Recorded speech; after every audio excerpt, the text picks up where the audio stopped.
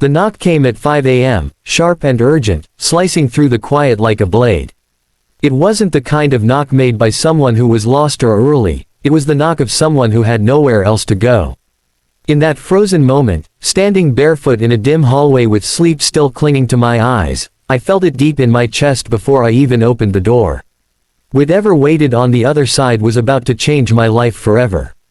Before we go any further, if you believe in kindness, second chances, and the quiet miracles that happen when broken people find each other, please take a moment to like this video, comment your thoughts, share it with someone who needs hope, and subscribe to the channel.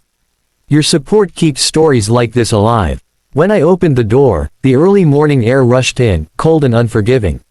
Standing there was a woman I barely recognized and yet knew all too well. She wore an expensive coat that looked like it had been thrown on in a hurry, her hair loose and unbrushed, her eyes red and hollow. This was the powerful CEO everyone in the city talked about, the woman whose name appeared in business magazines and conference stages. But at that moment, she wasn't a leader or an icon. She was just a divorced woman, trembling on my doorstep, holding herself together with sheer will. The sun hadn't risen yet, but something inside both of us already had. My life before that knock was simple, almost painfully so. I was a single dad raising my 8-year-old son in a small rented house that creaked with every change of season. My mornings began before dawn, not with ambition or strategy meetings, but with packing lunches, tying shoelaces, and reminding my son that yes, life could still be good even if his mother wasn't around anymore. I worked a modest job, paid my bills late more often than I liked, and measured success in quieter ways, like whether my son laughed before school or slept peacefully through the night. She was my opposite in every sense. I knew her only in passing, through brief interactions at community events and the occasional polite nod when our paths crossed. She always seemed untouchable, wrapped in confidence and authority, moving as if the world bent slightly to accommodate her steps. I never imagined she even noticed me beyond courtesy. And yet, here she was, standing at my door before sunrise, carrying a weight that money and status clearly couldn't lift. I stepped aside without thinking, letting her in. The house smelled faintly of coffee grounds and laundry detergent. Toys were stacked neatly in one corner, and a superhero backpack rested against the wall.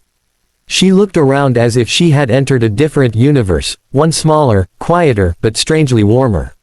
She sat on the edge of the couch, shoulders slumped, hands clenched together like she was afraid they might shake apart if she let go. The confession didn't come immediately. It hung in the air between us, heavy and waiting. Outside, the sky slowly shifted from black to deep blue, and inside, the silence grew louder than any words. I could feel that whatever she was about to say had been locked inside her for a long time, pressing against her chest until it finally demanded release. When she finally spoke, her words weren't dramatic or rehearsed.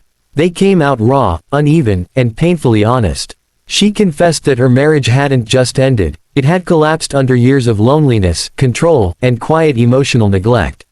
She had been admired by millions but known by no one. Every achievement, every promotion, every applause-filled speech had only widened the distance between who she appeared to be and who she actually was. The night before, she had sat alone in a penthouse apartment that echoed with emptiness, realizing that she didn't have a single person she could call without pretending to be strong.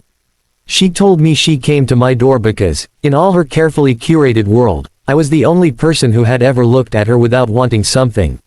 No deals, no favors, no admiration, just simple respect. That realization terrified her more than the divorce itself.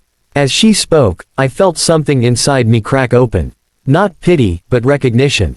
Loneliness wears many masks, and hers just happened to be tailored and expensive.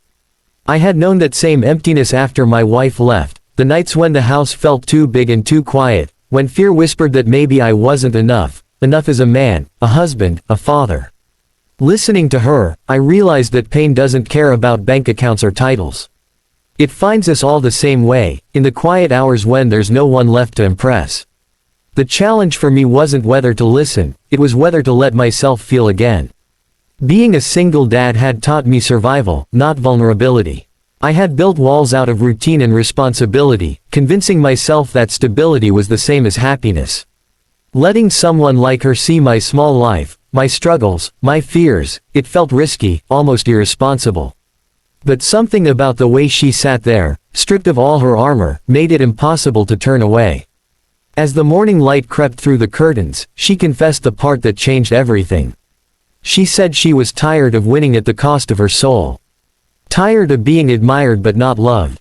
Tired of waking up every day with purpose on paper but none in her heart. She admitted she was considering walking away from the life she had built, even if it meant starting over from nothing, because the alternative felt like a slow, elegant kind of death.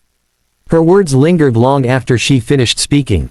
I thought about my son asleep in the next room, about the kind of man I wanted him to grow into. Someone brave enough to feel. Someone honest enough to start again.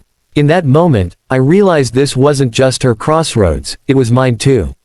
I had been surviving, not living, telling myself that sacrifice was noble even when it slowly erased me.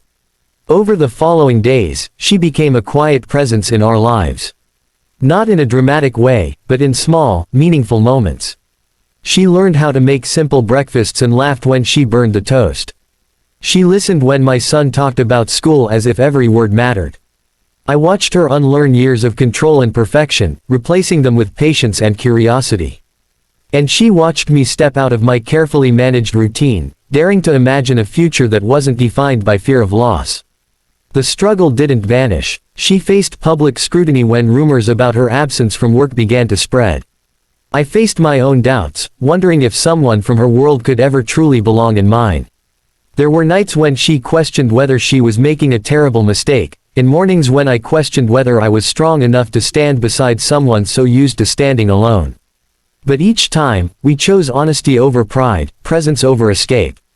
What changed everything wasn't a grand gesture or a dramatic decision.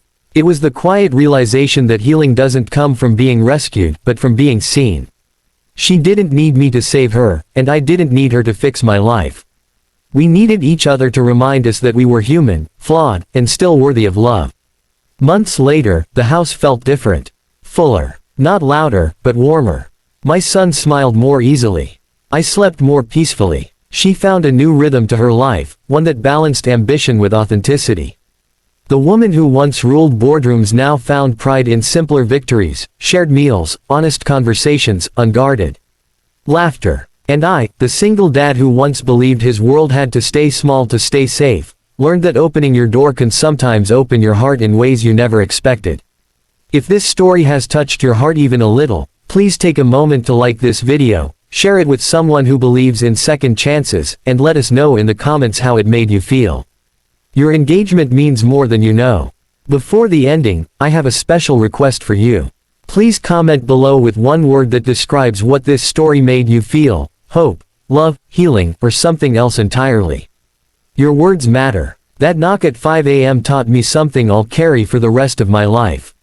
Life doesn't always announce its turning points with clarity or comfort. Sometimes, it arrives uninvited, exhausted, and afraid, standing on your doorstep before the sun rises. And when you choose to open the door, not just to your home, but to your heart, you may find that what changes everything isn't the confession itself, but the courage to listen.